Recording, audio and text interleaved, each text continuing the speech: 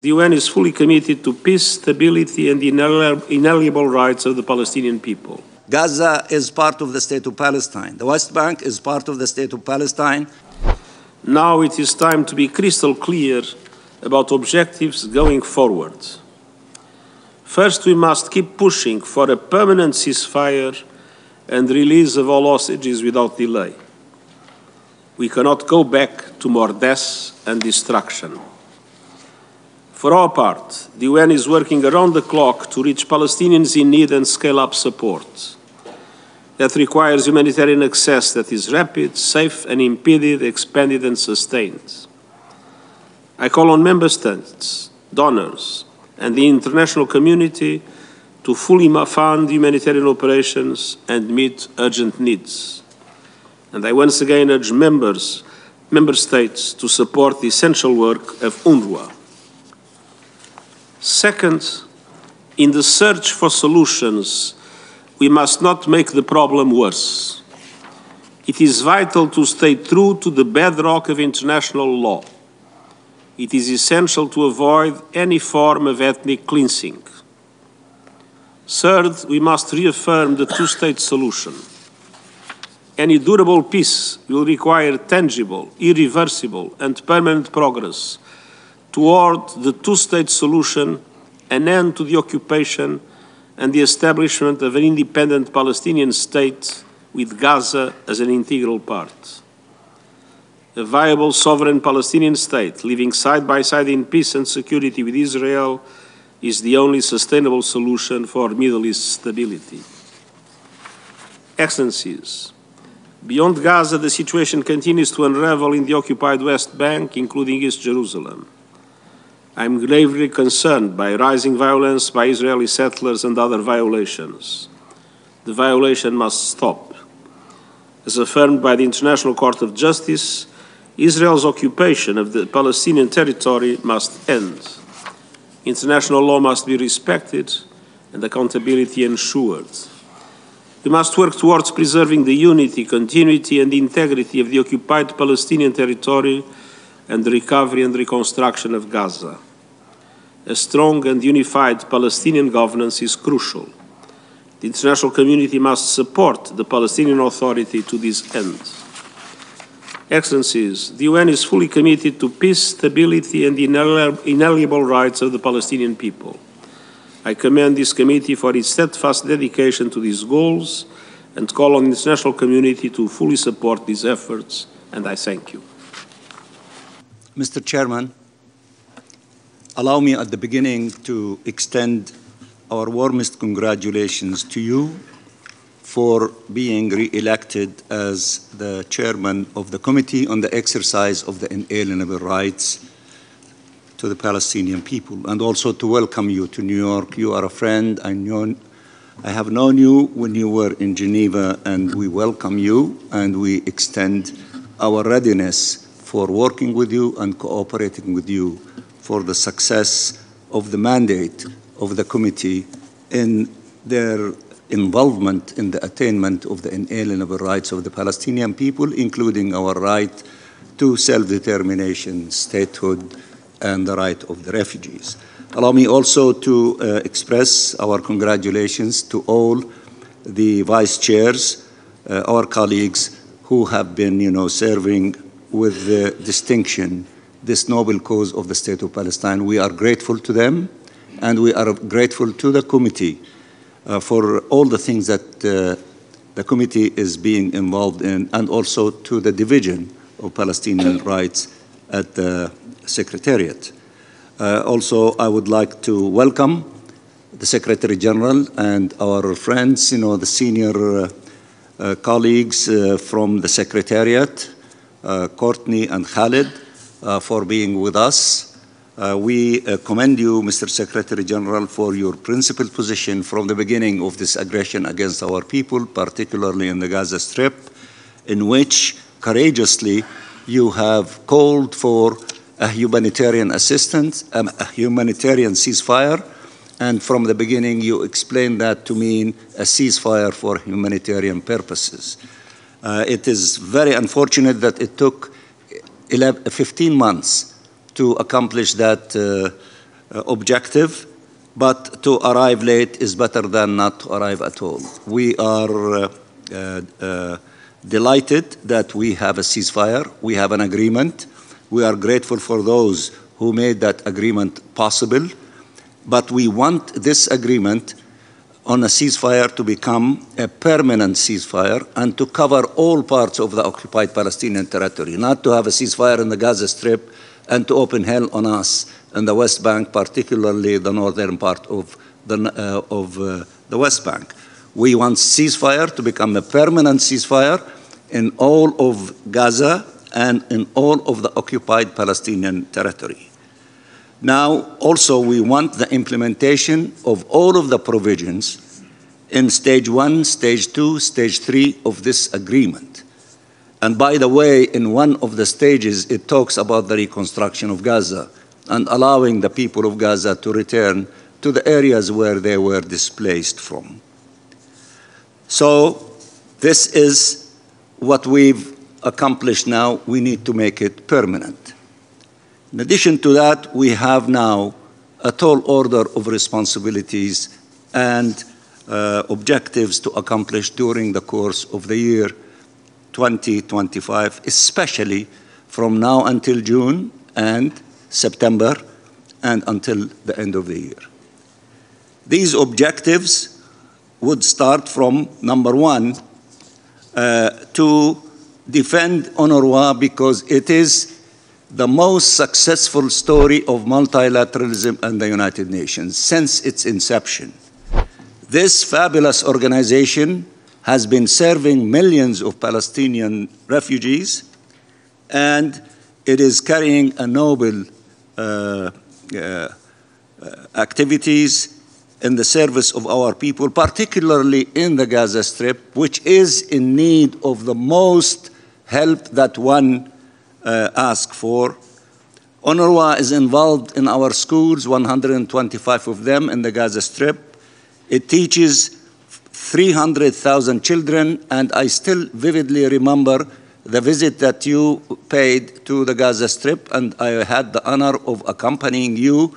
We saw firsthand our children in these schools, so bright, so articulate. One of them, the elected president, who told you, I am an elected president of the Council of Students in schools of UNRWA, and I speak on behalf of the 300,000 students, and I want to speak to you from that authority of the 300,000 students. Such a bright young man that impressed you, impressed me, impressed all of us who were in attendance. And he also showed, and his colleagues, the best courtesy one expects, and you commended him and his colleagues, and you said, if I quote you correctly, almost correctly, that you served in so many parliaments and you haven't seen courtesy in parliaments as much as the courtesy that was demonstrated by those young kids. I don't know how many of them are still alive, how many orphaned, how many,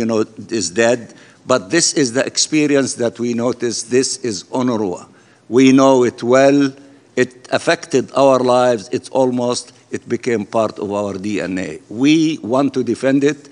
We want to continue with its mandate emanating from the General Assembly, and you are the #1 defender of UNRWA. We appreciate that. We commend you for that, and together we will continue the fight until UNRWA to continue providing the services for the 6 million plus Palestine refugees until there is a just political solution to the question of the refugees. This is the mandate of UNRWA. It is given to it by the General Assembly, and no government, no country has the authority to illegally legislate taking the power from that noble organization or try to destroy it. I pledge to you that we will continue working, and the committee will continue working, and all political groups, almost all nations, to defend the UNRWA, to carry out its mandate, and to continue with that exercise.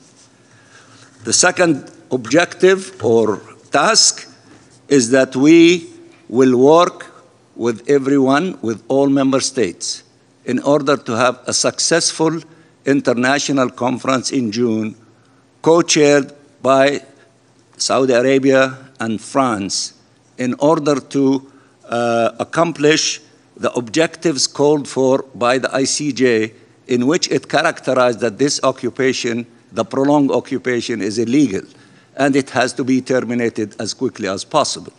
The General Assembly legislated that this illegal occupation has to be terminated within 1 year. And therefore, the ICJ also asked for modalities from all components of the UN, of course, including the General Assembly, to adopt modalities of how to implement the objective of ending this illegal occupation.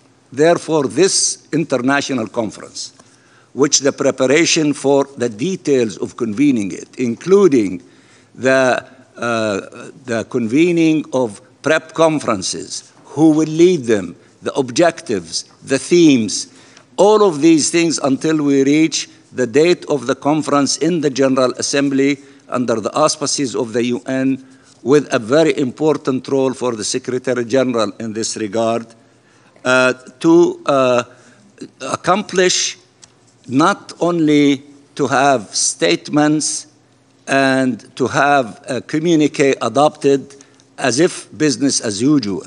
It should not be that way.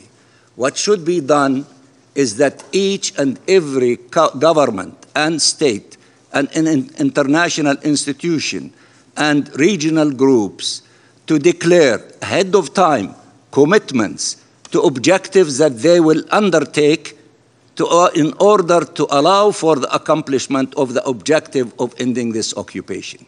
So this is how it's going to be done, and we invite each and every one country and institution to participate with us in this process so that we can accomplish the lofty objective of ending this occupation and having a political horizon for a two-state living side by side next to each other on the lines of the 1967 borders, for us with East Jerusalem as the capital of our state.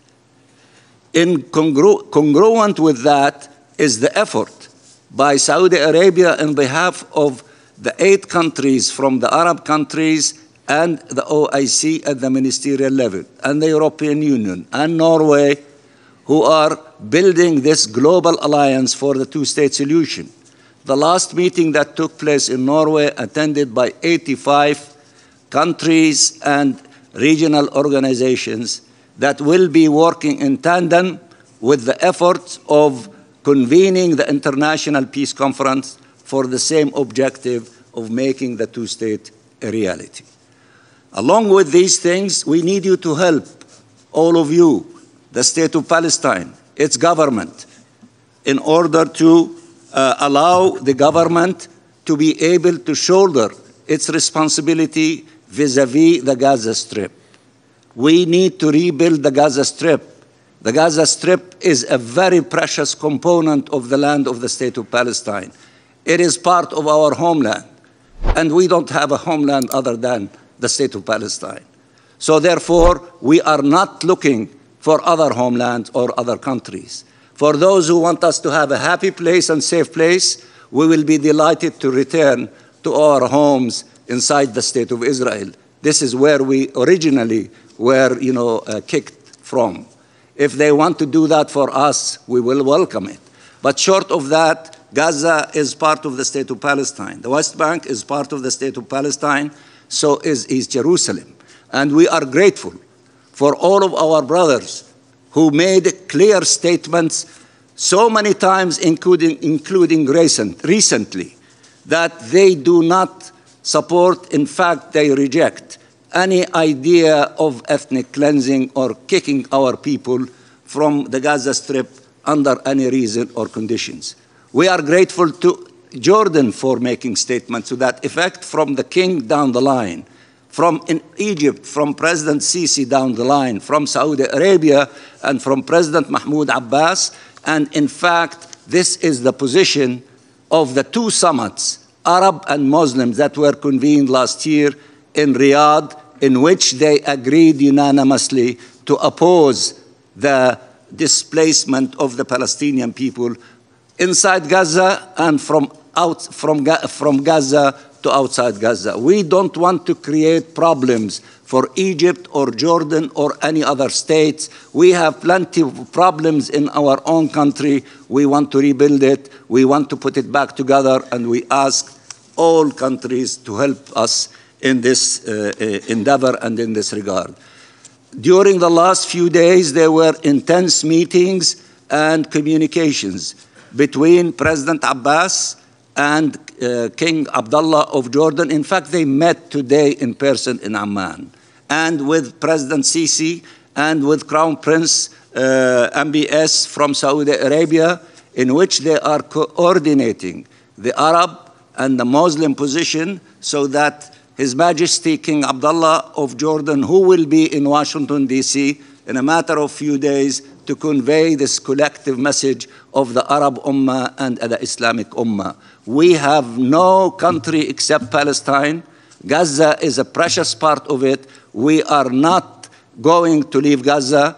And the message of our Palestinian people, in hundreds of thousands of them, when they were given a few days ago the opportunity to return to the north, in a span of 2 days, few hours in 2 days, 400,000 Palestinians walked from the south to the north. This is our answer for those who want to kick us out of the Gaza Strip. There is no power on earth that can remove the Palestinian people from our ancestral homeland, including Gaza. These are the tall orders before us. We will work with you very closely, Mr. Secretary General, for these objectives that are rooted in General Assembly and Security Council resolutions, rooted in international law, and we want peace based on international law and relevant UN resolutions and the Arab Peace Initiative. This is what the Arab countries want. This is what the Islamic countries want. This is what the great majority of member states at the United Nations want. We need to see implementation of these resolutions, not reiteration of the principles in them. We will work very closely with you, with the committee, with the leadership of the committee, and all those who are ready and willing to work for peace based on justice, regardless of their location, regardless of their size, their might, or their weakness. We are interested in peace. We are interested in learning the lessons of what existed before the 7th of October. We need to put an end to this tragedy, and the way to do it is to have peace, and there is no plan B, as you always often say, to the two-state solution. We want to make it reality, and we want to make it as soon as possible. Thank you very much, Mr. Chairman. I now have the distinct honor of giving the floor to Mrs. Greta Gunnarsdottir, Head of UNRWA Liaison Office in New York, who will read a statement by UNRWA Commissioner General Philippe Lazzarini. You have the floor. Thank you, Mr. Chair. Mr. Chair, Excellencies, ladies and gentlemen, at the outset, I would like to convey warm regards to you from the Commissioner General of UNRWA, Philippe Lazzarini, and thank the committee for inviting UNRWA to speak at your meeting here today. I would also like to congratulate the Chair and the Bureau on your election. I'm delivering the statement on behalf of the Commissioner General, who regrets that he could not be here in person. Excellencies, the Israeli Knesset legislation prohibiting UNRWA's operations in, and I quote, sovereign territory of the State of Israel, unquote, and forbidding contact between Israeli officials and UNRWA representatives entered into force last week. The legislation, which contravenes international law and has been condemned by most UN member states, creates significant operational challenges for the agency. The limitation of visas for international UNRWA staff in occupied East Jerusalem has effectively expelled them.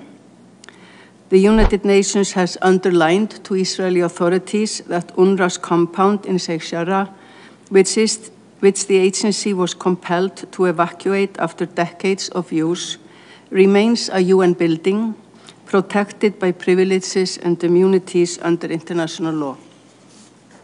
Our local staff are continuing to work wherever possible across the occupied West Bank.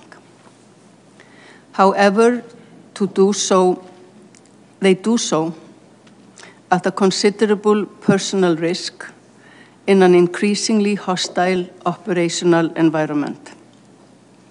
Thanks to them, UNRWA schools and health clinics remain open, providing essential services to Palestinian refugees.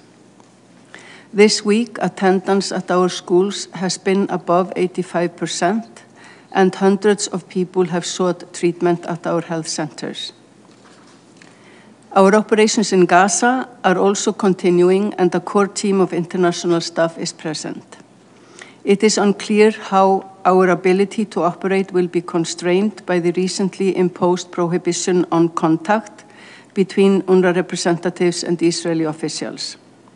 What is clear is that UNRWA remains firmly committed to staying and delivering its mandate from the General Assembly until it is no longer possible to do so. Excellencies, while the ceasefire in Gaza brings hope, the situation on the ground is dire and humanitarian needs are immense. UNRWA is critical to the success of the ceasefire. The agency constitutes half of the emergency response, with all other UN entities and NGOs delivering the other half. Since October 2023, we have delivered 2/3 of all food assistance, providing shelter to over 1 million displaced persons, and vaccinated 250,000 children against polio. Since the ceasefire began, UNRWA has distributed food to more than 750,000 people. We conduct some 17,000 medical consultations every day and have expanded our health services, including in Gaza City and in the north of Gaza. The resumption of education for hundreds of thousands of children remains a priority. Children in Gaza have already lost 2 years of learning. In January alone, more than 260,000 children, half of them girls, enrolled in our online learning platform. Absent a fully fledged state, only UNRWA has the capacity to bring the children back to learning. Curtailing our operations now, when the needs are so high and trust in the international community is so low, will undermine the ceasefire. It will sabotage Gaza's recovery and political transition. In the occupied West Bank, violence is surging. Large parts of Jenin camp have been destroyed in controlled detonations by the Israeli security forces. Depriving Palestinian refugees in the occupied West Bank of UNRWA education and healthcare services will only deepen their vulnerability.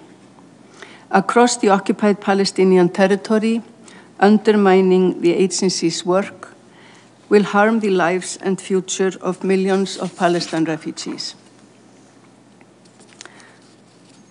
Excellencies, the Knesset legislation is part of a relentless campaign to dismantle UNRWA.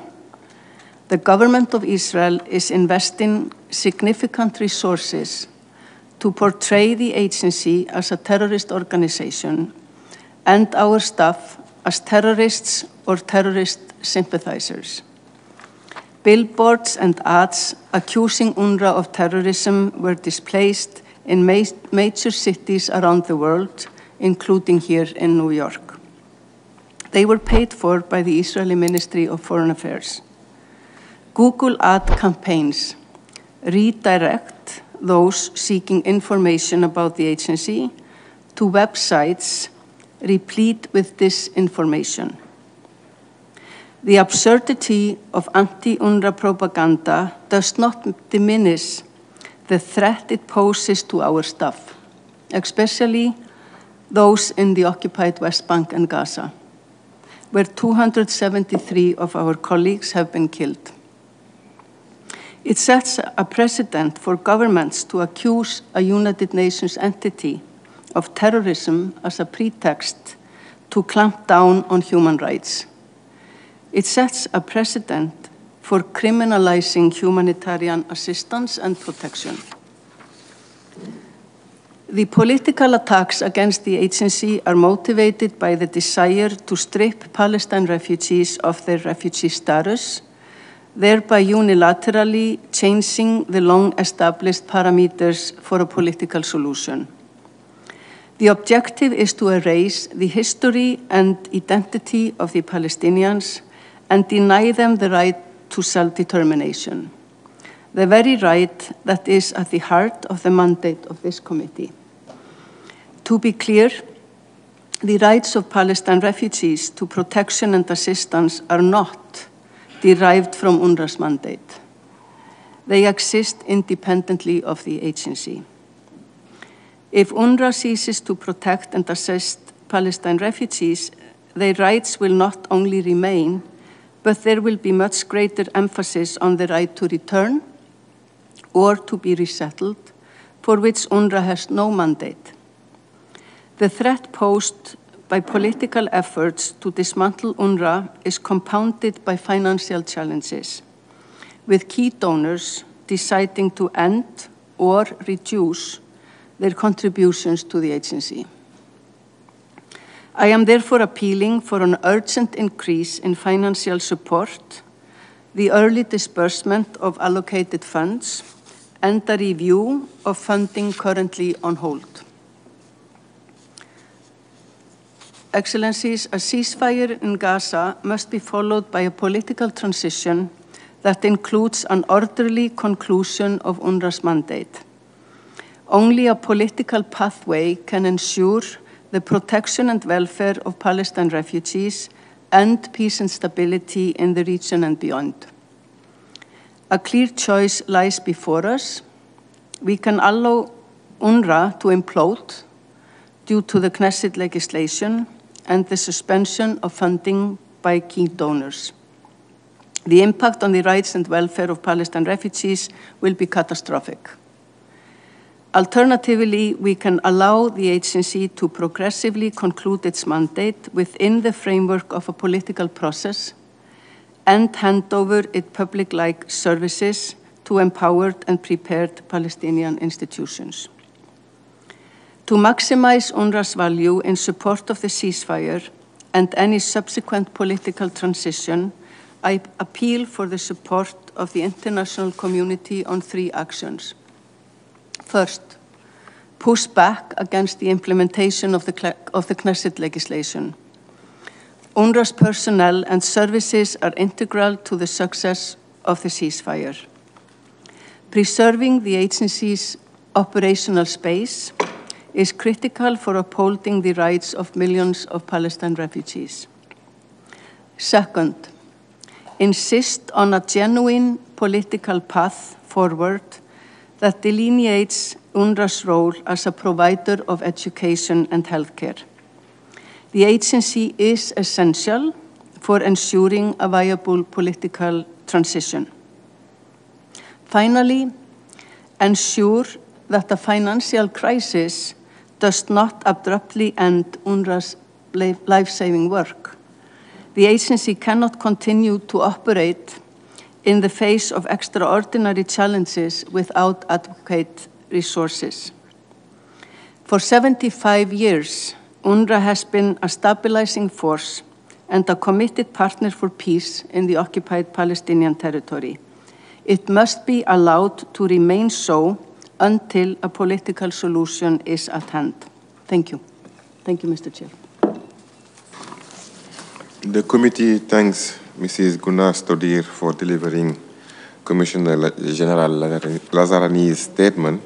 We understand the circumstances preventing his attendance today, but we look forward to welcoming UNRWA at a future committee meeting. Thank you very much.